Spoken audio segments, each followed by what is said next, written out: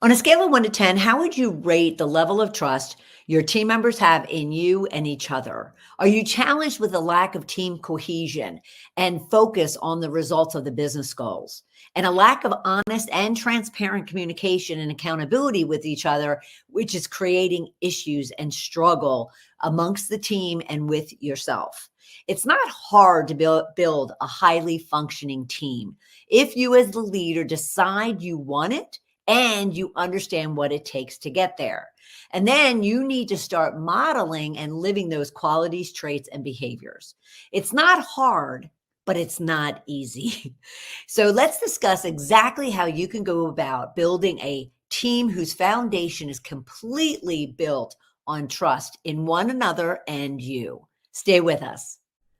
Welcome to Shedding the Corporate Bitch, the podcast that transforms female corporate executives into powerhouse leaders by showing them how to shed the challenges and overwhelm, along with any fear, insecurity, self-doubt, and negativity holding them back. I'm your host, Bernadette Bose of Ball of Fire Coaching, bringing you powerhouse discussions each week to share tips, advice, and sometimes tough love so you create the riches in your work and life you deserve. Let's do this. Have you ever had an employee who didn't do what you asked them to do, or actually said no to a request that you made of them? Maybe every meeting that you have with team members is full of tension, arguments, or a complete lack of focus and attention or responses to anything that's happening in the meeting. Have you ever spent time to really consider why and to understand the motivations behind their behaviors and attitude openly and honestly so you get down to the root cause? Well, let me share some statistics with you from the 5 Behaviors by Wiley and Sons. 59% of people say their team members don't take personal responsibility to improve team performance moving forward. 55% of teams leave meetings without collective commitment to agreed upon decisions. And 79% of people that say that their team members don't acknowledge their weaknesses to each other. So we have a lack of transparent and honest communication, feedback with each other, a lack of accountability with each other, a lack of working together to really help each other grow and improve, and therefore build that team cohesion. Well, any one of those things, let alone all of those things collectively, will create a very dysfunctional team. And so what we want to discuss today is really those 5 functions of a highly successful team and the actions that you can take to really understand and get, kind of in the nitty-gritty around what is going on. Why is that happening and what you can do about it. All right. So first off, let's give you an idea of what really defines or makes up a highly functioning team. What do you think they are if you were to think about them and start jotting them down? Well, everything between humans, everything is built first on a foundation of trust. Without trust, you can't have anything else. Think about it. That individual, that employee who didn't do what you asked them to do, that individual who said no to the request that you made, or the tension that is happening within your meetings, maybe the arguments, maybe the lack of focus, maybe the lack of care toward what it is that you're all working so hard to achieve. Think about why that might be. And if you, first thing, don't think about trust, think about trust. Think about what could be causing my team members to potentially not trust each other, but also not trust me as the leader. All right. Because again, highly successful teams first have a foundation of trust. And that trust means that they then feel confident and safe to then have some really great, meaty, healthy conflict. What Brene Brown actually refers to as rumbling, where any issue that might exist or any disagreement or any tension that might, be happening amongst two team members or the team as a whole, or maybe employees with you as the leader? Well, if you have trust and you have that foundation of having a safe environment, an environment where people can speak their minds, an environment where there won't be any retaliation or retribution for disagreeing or for raising up an issue. If you have that foundation of trust, then you're going to be able to be open, transparent, brutally honest with one another, one-on-one or as a team, and have those healthy conflicts. And once you're able to have that trust and healthy conflicts, then you know that whether or not any team member agrees with a solution or a decision that is made by you or the collective team, they'll at least commit to the direction that they're being asked to take. Commitment is not consensus. You don't need 100% of everybody to agree with you as a leader on what it is that you're trying to do. But you also don't want to, because remember, you're building trust. Trust means that you really respect and regard all of your team members. So you don't want to be also that person that mandates, well, I'm the boss and this is the way it's going to be. Think about it. What would be far more productive and effective for you as a leader if there are key new initiatives, strategies, or decisions that are being made, good or bad, easy or hard, than to engage your employees in that problem resolution, in that decision making, in that strategy? Because with that trust and with that ability to have healthy conflict, then you're going to get them to commit to it.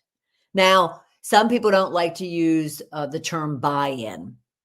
Buy-in meaning that, well, they agree, but they don't necessarily agree. Overall, people like to say consensus. Consensus doesn't mean that 100% of everybody agrees. It just means that they are consensual to what it is that you are either deciding on, or the solution that you found, whatever the case might be. And therefore, as a result of trust and the ability to be open and honest with each other, sharing the differences, sharing the views, sharing the beliefs, so forth, and sharing the ideas, you get to a point where you need to make that final decision or find that final solution or get to that final idea.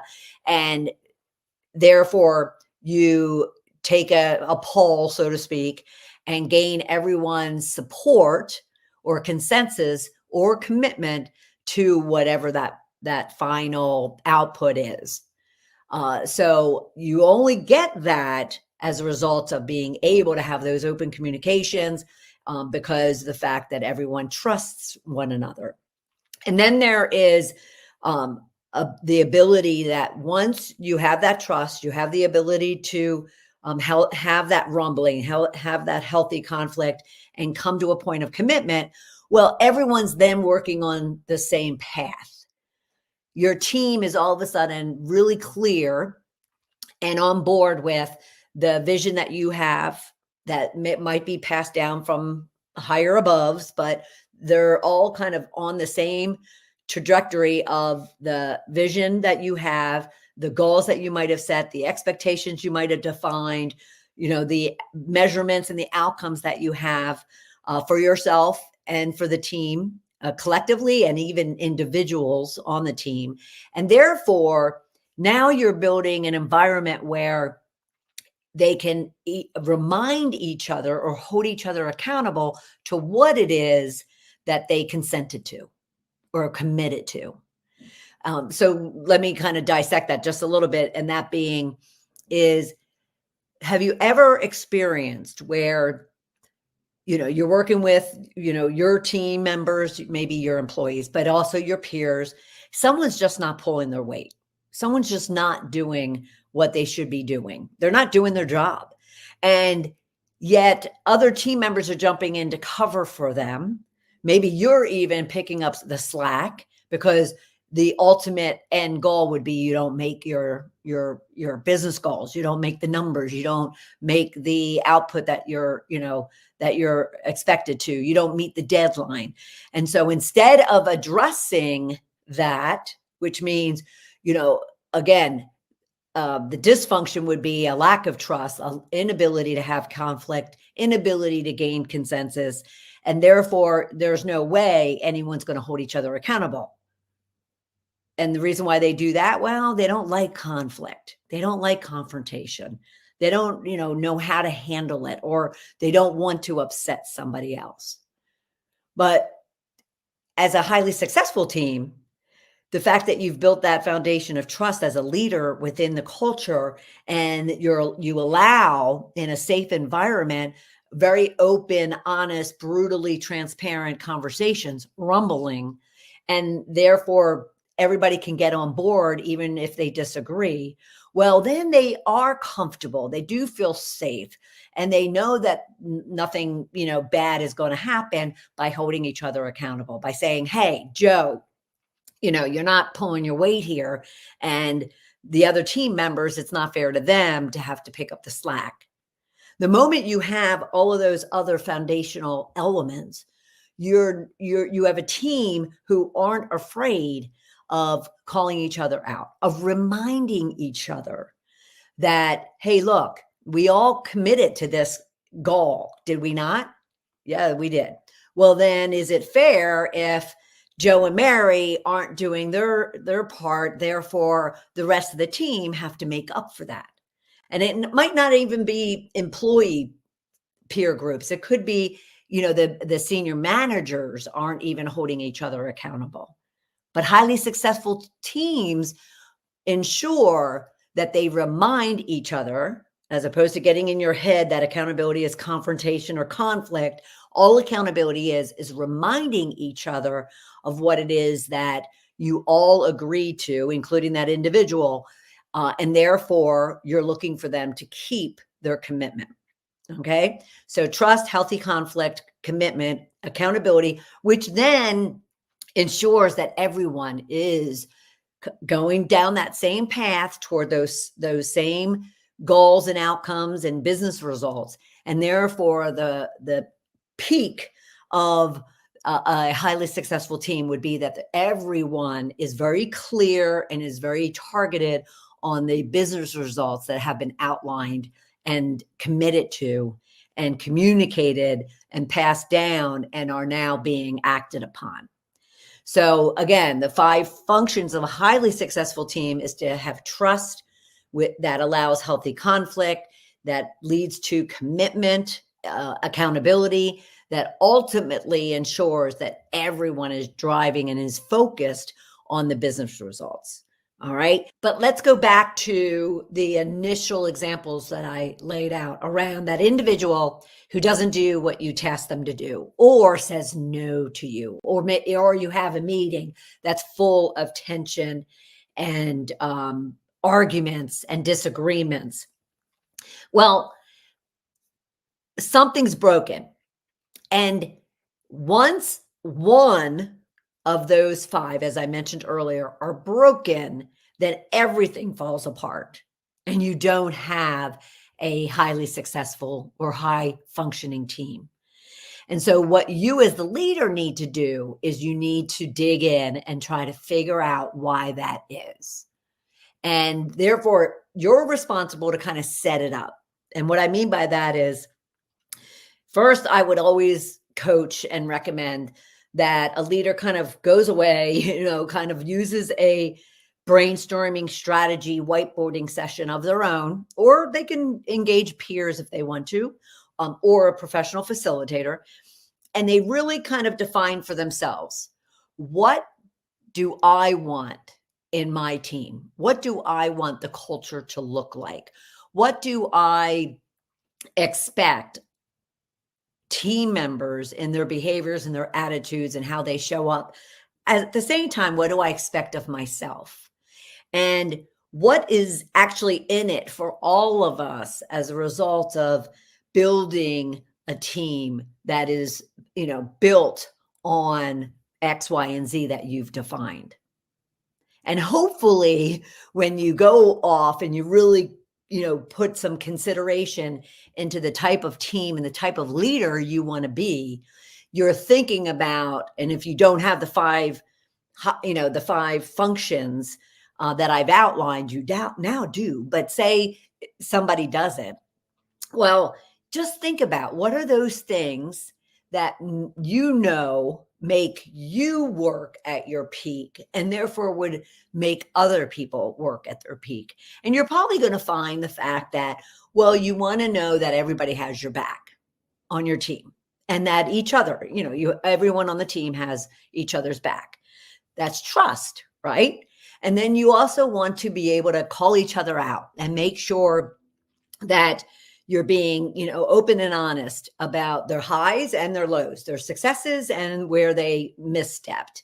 But you want to be able to go in and have a heart-to-heart, honest, conversation with team members and or your boss and vice versa. And then you continue to go on saying, well, and you would hope that everybody is, looking toward and working toward the same goals. Someone's not kind of splintering off as just thinking about themselves and what it is that they want to achieve, not only in their role, but in their career. And, we don't want people splintering off. Yes, individuals can have their own individual personal and career goals.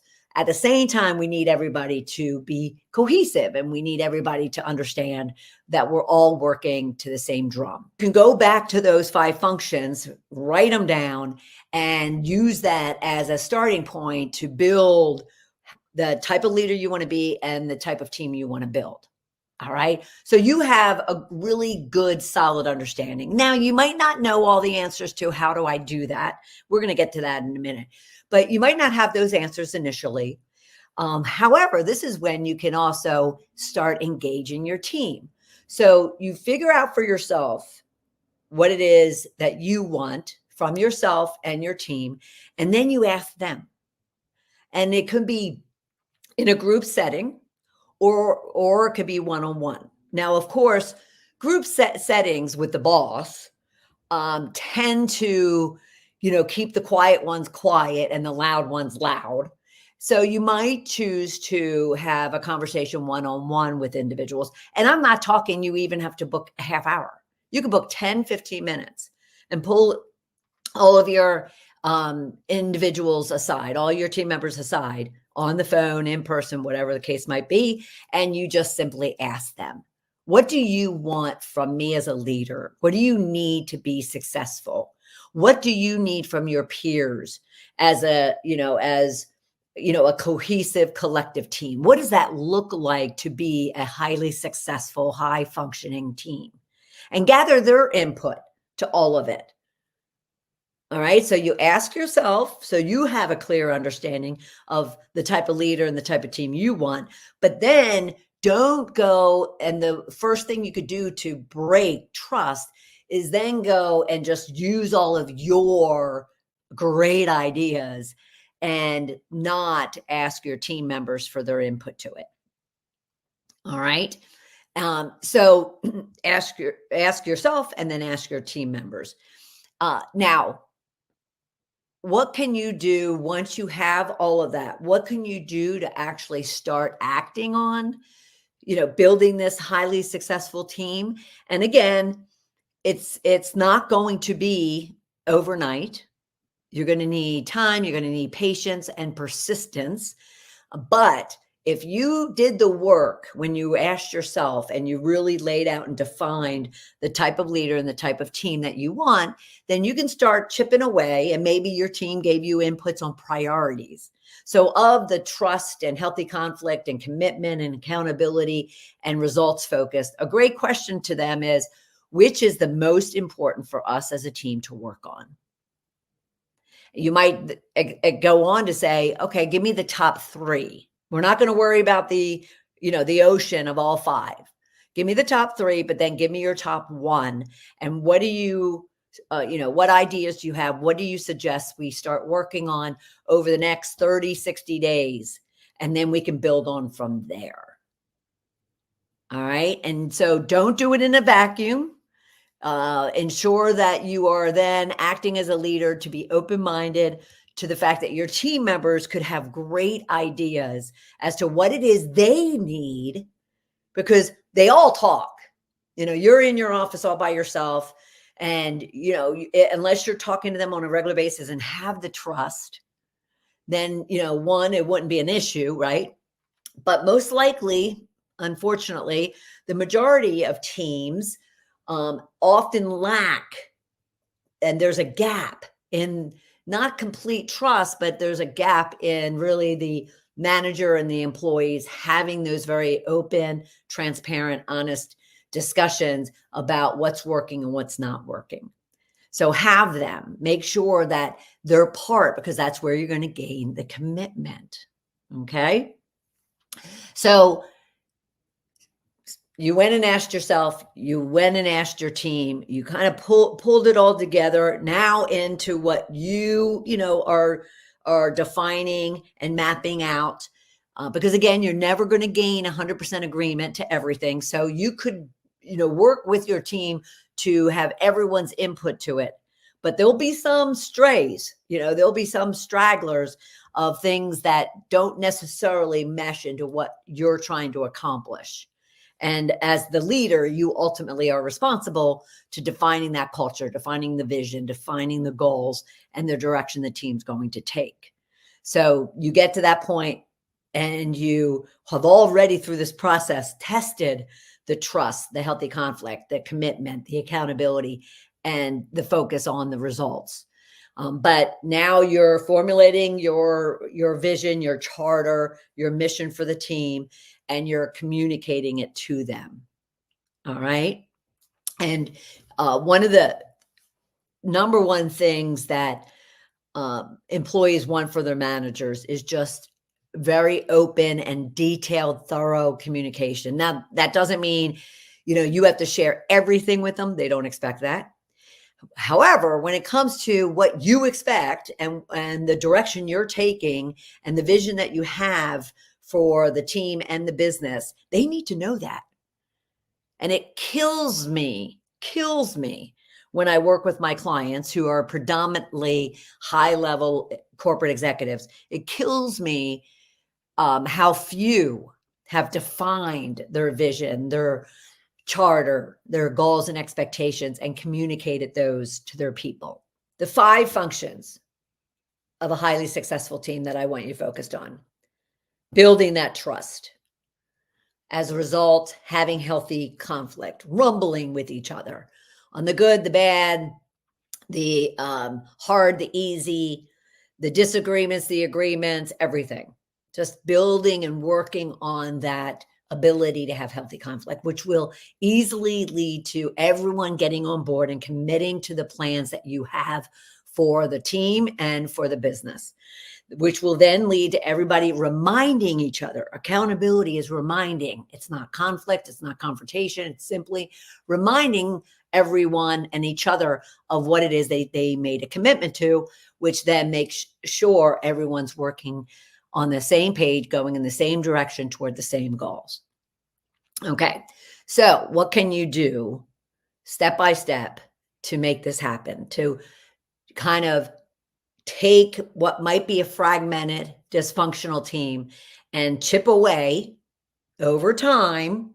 Don't have too grand of expectation that this is going to happen in the immediate short term or overnight, for all of my A personalities out there. And what can you do to where you can start transforming you and your team over time? Which does beg me to mention one thing before I share that, is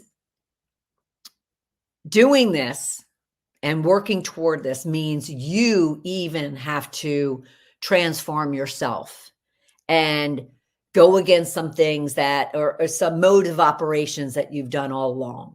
And what I mean by that is that, real quickly, is this: many individuals, many, professionals I know, whether it's corporate or on their own, entrepreneurially, small companies or large, some of them have come from very dictatorial type of environments, very non high functioning, highly successful teams, more very, I don't like to use and say very corporate organizations because that's not fair to those that are very successful in building high functioning teams. But just very non inclusive, more mandate, more dictatorial type of environments.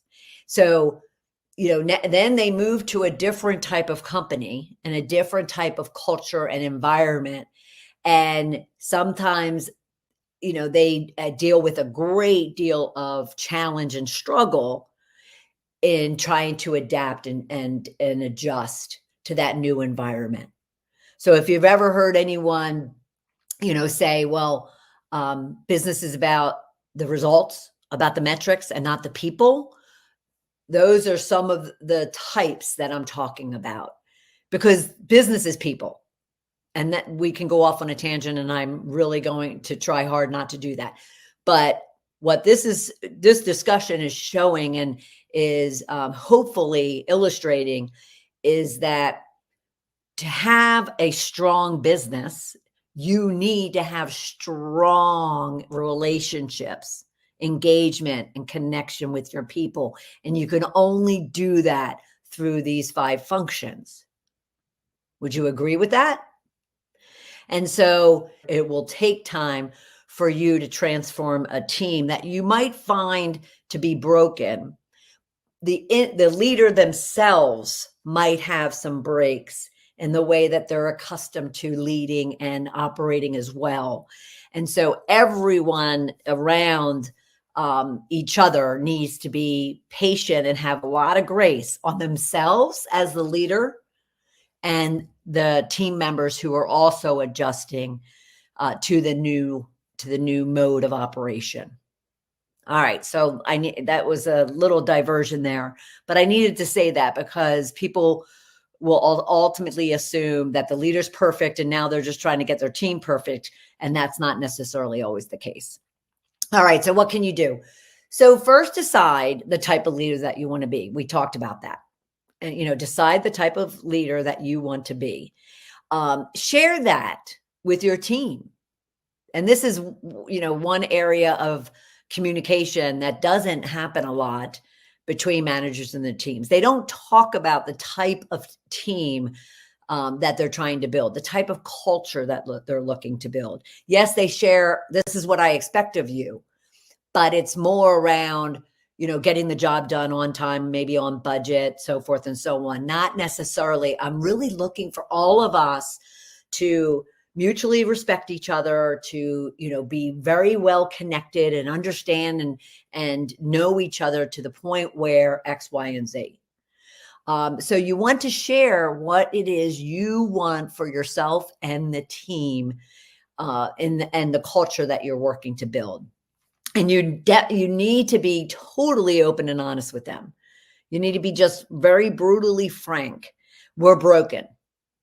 Here are some observations, not only from myself, but from other members outside of us, plus, in my discussions with all of you. These are the areas where we're broken, but these are the areas where we're really strong and we really need to lean on and leverage, because we're not necessarily getting the credit as a team for our strengths, because some of these breaks and dysfunctions in our behavior and our attitudes and our mode of operations are pretty whacked. So you want to be totally, open and honest and thorough in your communications with your team. And you want to say to them, what are your suggestions? What are your ideas? So ask them for their solutions, ask them for their ideas, ask them for their insights and their inputs and their beliefs as to, what the team could be and what it might look like, 6 months, 18 months from now.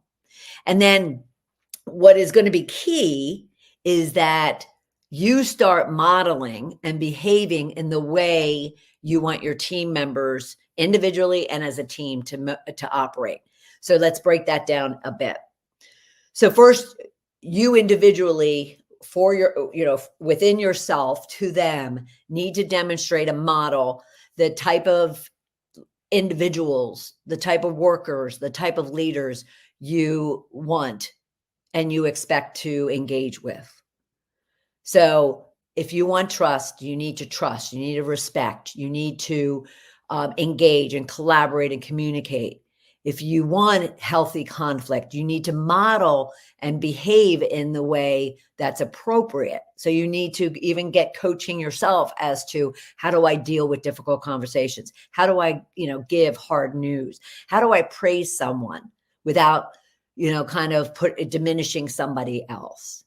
But you need to first take the lead in behaving and modeling the type of behavior and attitudes, qualities and traits and values that you want in this new team that you're forming. You want to ensure that, remember we said, you can engage your team to pick what the priorities are. So once you have the priorities of the areas of the team building that you want to focus on, you then want to make sure that you put a plan to them. Too often I hear, yeah, we had this brainstorming session, we were asked for our input, and then nothing came of it. Like nothing happened. Well, what you're modeling there is definitely a complete lack of trust. Because if they can't trust that you're actually going to do something as a result of this, this activity, this initiative that you've taken, well, there's the trust right out the window. And once you don't have the trust, what don't you have? Or what? Let's say, what do you have? If you don't have the trust, then you're going to have people that can never be open and honest with each other, and they're not going to hold each other accountable, and they're not ever going to commit. They're going to tell you in your face that they agree, and they're going to walk away and not do anything. Remember those examples at the beginning. When you give direction to someone, they don't do something, or they actually say no to you. If you were to say to yourself, I wonder why that is, why are they behaving that way? You don't automatically blame them, because it could be you.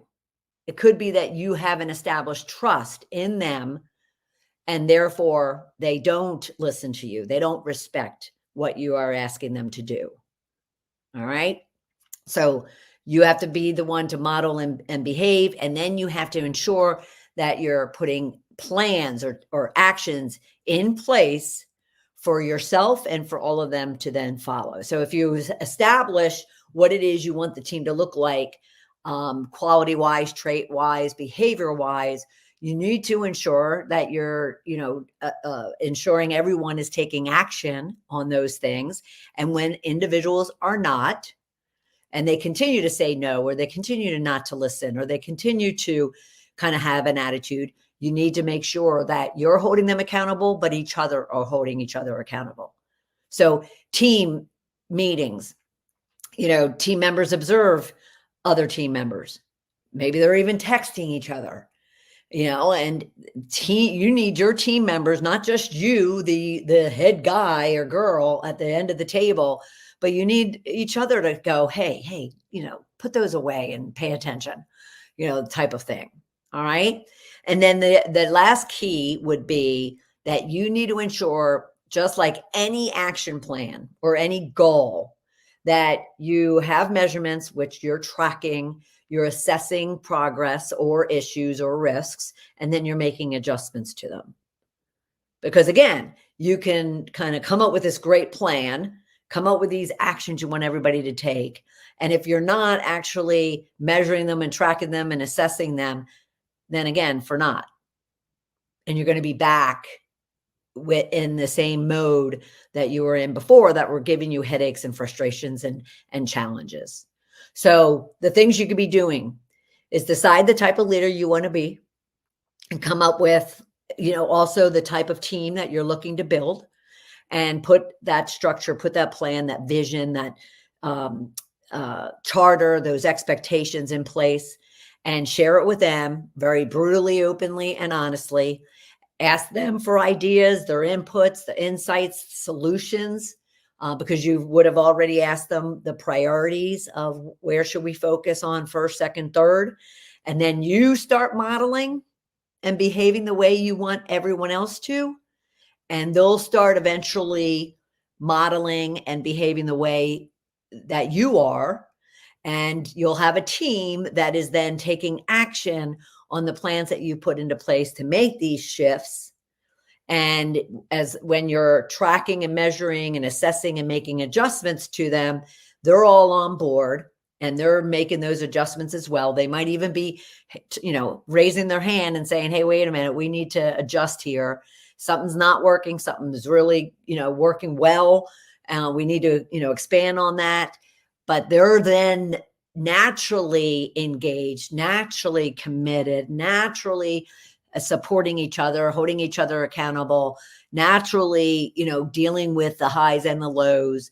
And the next thing you know, you turn around and you're like, I have a very high trusting team.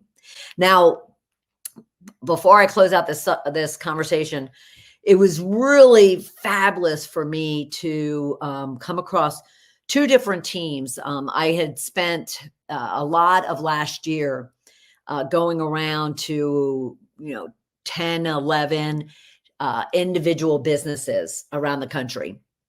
And, again, it was all around kind of manager effectiveness, employee engagement, and ultimately leading to whether or not they were highly functioning or poorly functioning teams. And, after you hear time and time and again, all the issues, all the struggles, all the stresses, all the frustrations, all the angst from employees, and then you all of a sudden come across one or two that start speaking to the fact that we have our challenges, but we are open and honest with each other. I don't have a care in the world about saying anything to anybody within this business. And I absolutely don't fear retaliation or retribution or anything coming back to me, because we all trust each other. And therefore, healthy conflict, holding each other accountable, giving constructive feedback, being committed to the business, ultimately leading to a very successful business.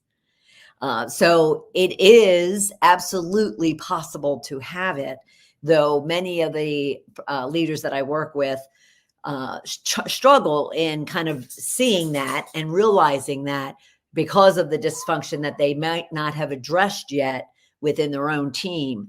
And so if that is the case for you, and at any point in time, you're looking to get a strategy down or a plan down or a next steps as to how to handle the identifying what the dysfunction is and identifying the gaps and areas of opportunity and the strengths and working through everything that we've talked about so you have a highly functioning team, then be sure to book a call with me.